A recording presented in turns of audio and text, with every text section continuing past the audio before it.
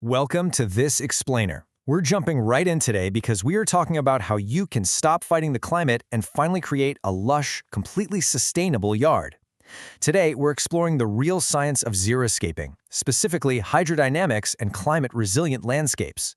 We'll see how shifting our approach to gardening can have a massive impact, not just on the environment, but on our wallets, too. Let's start with a problem I know a lot of us face during those brutal summer months. You know the drill. Your water bill is absolutely skyrocketing. While your plants, they're just withering and dying in the heat anyway. With urbanization expanding and global temperatures creeping up, water scarcity is a really critical issue, especially out west and in the southern U.S. Those traditional suburban yards, the ones relying on massive expanses of thirsty turf grass, they're just not sustainable anymore. They drain your wallet and they deplete our resources. So to solve this, we turn to xeriscaping. The word actually comes from the Greek word xeros, which literally translates to dry. Now, because of that name, people often jump to the conclusion that xeriscaping means totally depriving your yard of water. But actually, scratch that. It is a rigorously, scientifically backed landscaping methodology. It's a brilliant exercise in soil physics and microclimate management that goes way beyond just turning off the sprinklers. Here is our quick roadmap for today's explainer on water-wise design.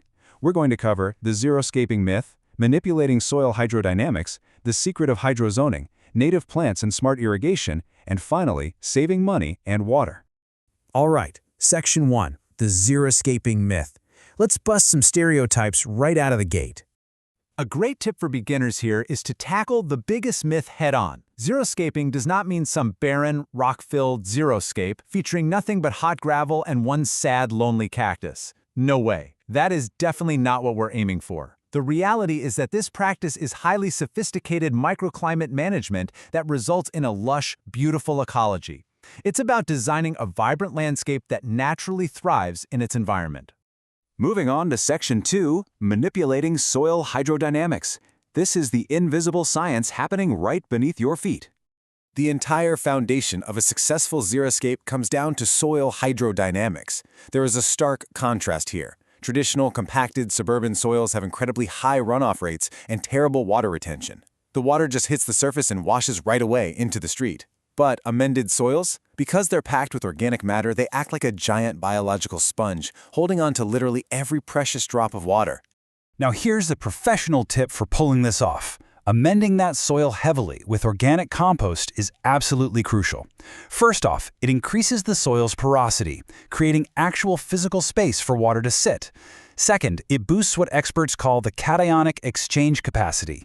Basically, that just means it supercharges the soil's ability to hold on to vital nutrients and moisture, so your plant's roots can tap into them long after the rain stops. This brings us to a perfect quote. Soil improvement is your best water filter. By naturally filtering water and drastically slashing evaporation rates, your soil does all the heavy lifting for you. You are literally building a subterranean reservoir for your plants that just manages itself. Okay, on to Section 3, the secret of hydrozoning. Let's see how smart planting layouts actually work in the real world. To really grasp hydrozoning, we have to define a core scientific concept first, evapotranspiration. That's a big word, but it's just the combined process of water evaporating from the soil and transpiring from plant leaves. Think of it as the total water moving from the ground, through the plant, and back up into the atmosphere. This exact rate dictates exactly how much water a specific plant needs. This brilliantly illustrates a solid tip for beginners. You need to cluster your flora based on those specific evapotranspiration rates. In a smart hydrozone, you put your high-water plants in natural depressions or right by the downspouts where runoff is already flowing anyway. Then, your xeric, or drought-tolerant plants, go on the slopes or high-exposure areas that naturally drain fast and get baked by the heat. But watch out for this huge trap, and consider this a major pro tip. Do not, under any circumstances, overwater your drought-tolerant species just to keep a thirsty plant next to it alive. If you mix plants that have vastly different water needs, you are absolutely going to accidentally drown your xeric plants while you're desperately trying to save the thirsty ones. That brings us to Section 4, native plants and smart irrigation. Let's see how this builds into selecting the right flora. Native plants are without a doubt your absolute best friends in a xeriscape. Why? Because they've spent millennia co-evolving with the local climate. Look at this specialized anatomy. They've got these deep taproots to reach hidden moisture, waxy leaf cuticles to block evaporation, and totally specialized cellular structures meant to minimize water loss. They are perfectly biologically engineered to handle their environment. To support these native plants, like a true pro, you need the right hardware. Step 1. Install a highly efficient drip irrigation system. This totally minimizes evaporation because it delivers water at super low pressure right to the root zone where the plant actually needs it, rather than spraying it everywhere in the air. Step 2. Apply a really thick layer of organic mulch. That acts like thermal insulation, protecting the soil from the baking sun.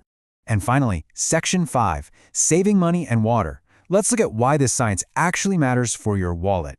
When you combine all these scientific principles, the soil amendment, the hydrozoning, the native plants, and this smart irrigation, a xeriscaped property completely transforms its resource consumption. The math is crystal clear.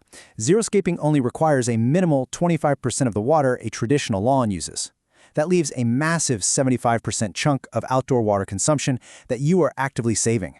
I mean, 75%. That is a real game changer. This translates directly to saving hundreds of dollars on your utility bills during those peak summer months, simply because you're finally working with the science of your local climate instead of actively fighting against it. Ultimately, what this explainer highlights is a massive shift in philosophy.